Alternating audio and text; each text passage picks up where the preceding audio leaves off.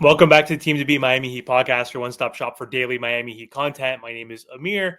For today's episode, I want to talk about Bill Simmons. He's back at it, talking trash on the Miami Heat. He was on his podcast, and he was talking about the Jimmy Butler saga with the Miami Heat, with all the rumors and speculation and false reporting and all the back and forth between the Miami Heat, Bernie Lee, Jimmy's agent, and Shams from ESPN.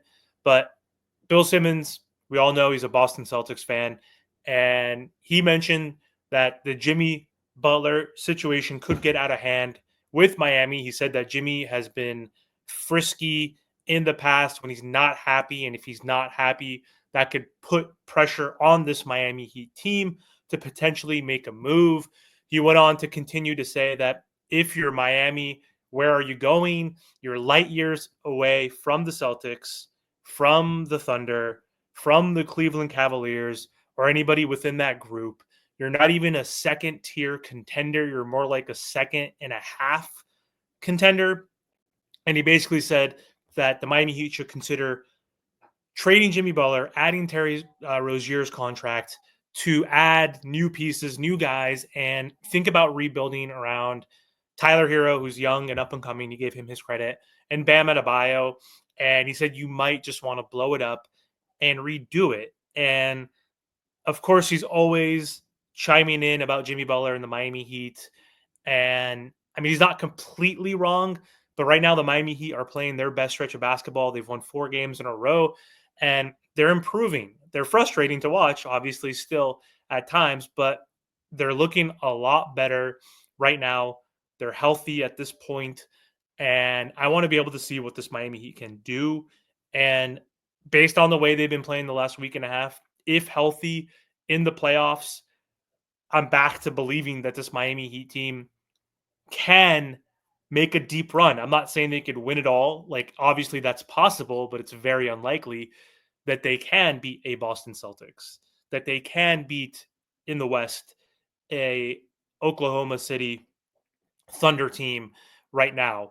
Might be even hard to get past Cleveland. But again, I'm going to take the Miami Heat over the Cleveland Cavaliers right now in the playoffs based on their experience and because Cleveland hasn't gotten far since LeBron James has left the team and went to the Los Angeles Lakers. So he's not completely wrong, though, with saying that the Miami Heat team should consider trading Jimmy Butler. Like, ideally, I want Jimmy Butler to retire as a Miami Heat. I want him to win a championship.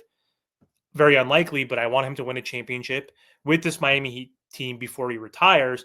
But I also understand the business side. And if I was running the Miami Heat, I would probably think of the long term and think of the next 3 to 7 years, like what that's going to look like. Jimmy Butler's 35. He's not going to play for the next maybe after 3 years from now, max. Like, I don't know. I don't know how long Jimmy Butler is going to play.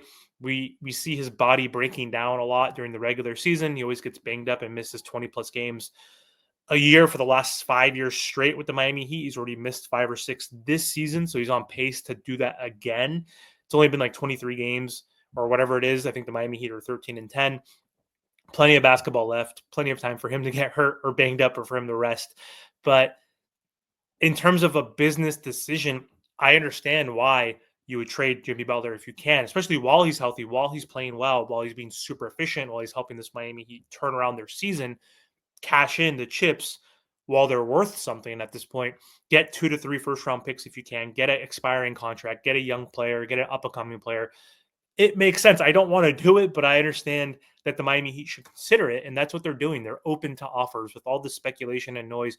Nothing's new. He didn't get an extension. He wanted an extension with the Miami Heat, and nothing's changed. Like, nothing's changed. You said we'll see what happens later, and that's what the Miami Heat are doing. We're going to wait and see. Now there's all this news because it's like 23 games into the season. It's December. ESPN needs clicks. They need eyeballs, so they're just saying shit. Nothing's changed. The Warriors have been linked to the Miami Heat. The Houston Rockets were potentially a team he can go to because they have a young core, a bunch of assets, draft picks they can trade. He's from Houston. Like, none of that has changed. Brooklyn has been interested, they said, during the offseason. And people are talking about, like, why would he want to go there? They're not a contender. Now there's speculation that he only wants to go to a contender, which obviously makes sense. He hasn't won a championship. So anyway, it's all noise. Just funny that Bill Simmons constantly always has to talk about the Miami Heat. We live rent-free in the Boston Celtics headspace. But obviously, the Celtics can talk shit because they've won a championship.